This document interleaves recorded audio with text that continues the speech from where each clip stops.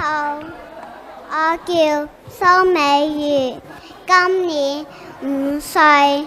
我今日朗誦嘅詩歌叫《小手小腳》。